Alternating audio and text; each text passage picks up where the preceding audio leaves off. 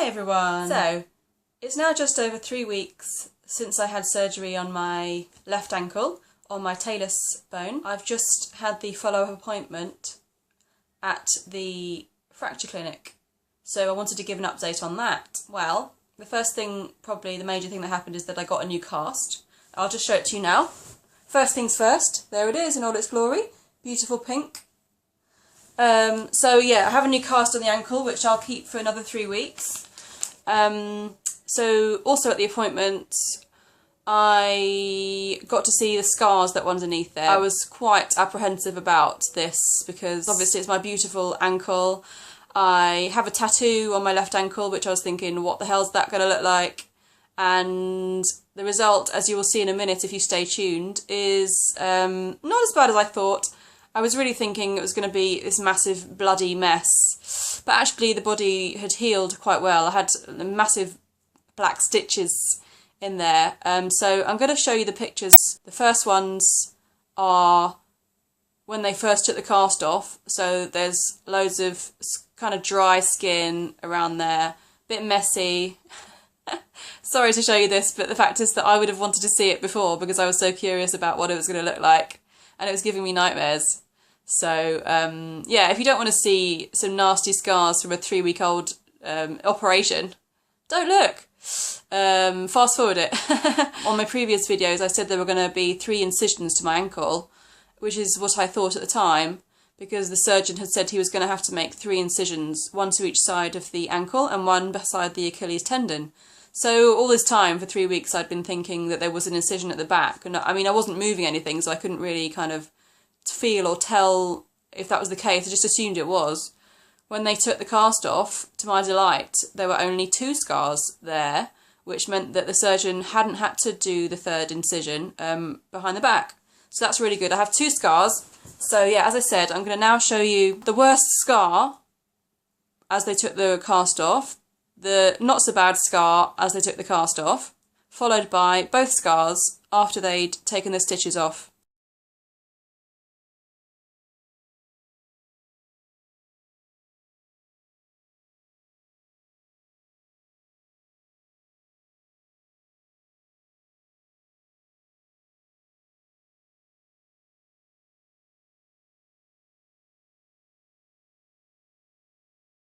So yeah, that wasn't too bad, and having the stitches out could have been better, but it was okay, you know. I just had to basically sit there trying not to get too tense and stressed, because I knew that if I tensed my body up it would be a lot worse. So I just lay there, and the guy who did it was a really, really nice young nurse, a chap. He was just so friendly and helpful, and he was telling me funny stories as he did it and stuff. And also what I did to help was think of nice things. I was trying to think of, you know, lovely things in my life. So I basically thought of my 4-year-old niece in her pyjama onesie, because she's so adorable in that, and you just look at her and think, oh, you're so gorgeous. So I lay there having my stitches out, thinking about her, and it helped. So anyway, once they were whipped off, the guy stitches whipped out, another guy came along and put this new cast on. And that was quite an experience, and it was very nice to have it kind of protected again. So after that, I got x-rayed in the new cast, and then I went to see the consultant, and he showed me the x-rays of my ankle. As I said, they only had to make 2 incisions, and also I had some great news when I saw my x-rays, because previously I'd thought that they were going to have to break my tibia. So sorry, just to explain that to people who may not have seen previous videos. My original break to my left ankle was in my talus bone. I have a talar neck fracture. And a small break to my fibula.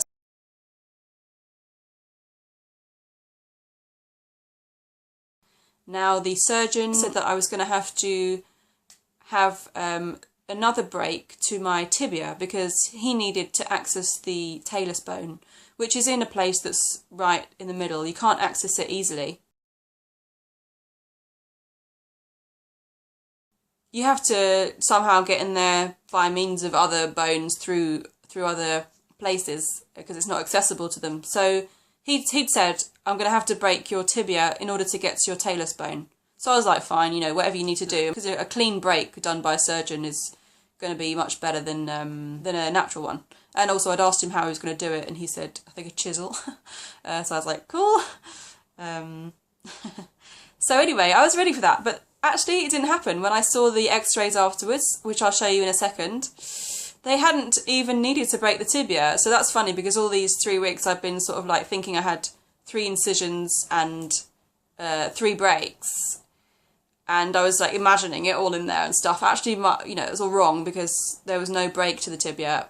So how did he get in there? He actually used the fibular break that I already did, and I think he just basically opened it a bit more.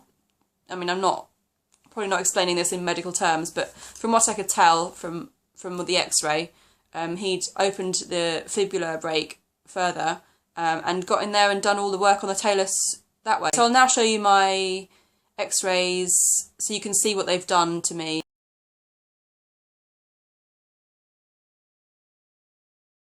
I'm also pleased to report, so pleased, that they said that it had gone as well as it could have done, and that, I quote, should do well. So those words, should do well, have been ringing around my head ever since, and I'm sure they will do for the next few weeks as I await the next appointment.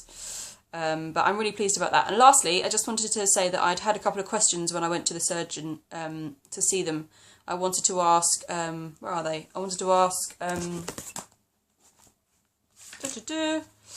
wanted to know whether it was bad to kind of move the ankle inside the cast, because I'd been kind of getting these urges to wiggle it around, and I felt like, you know, things had started to heal and it was making me want to shift it backwards and forwards in the cast. And I'd mentioned this to my mum, and she said, oh, I don't know if that's a good idea, maybe you should ask them. So I asked that, and actually they said that was a good idea because it would help the blood to circulate and stuff, and yeah, that's what they just said, yeah, do that. So I've been doing that.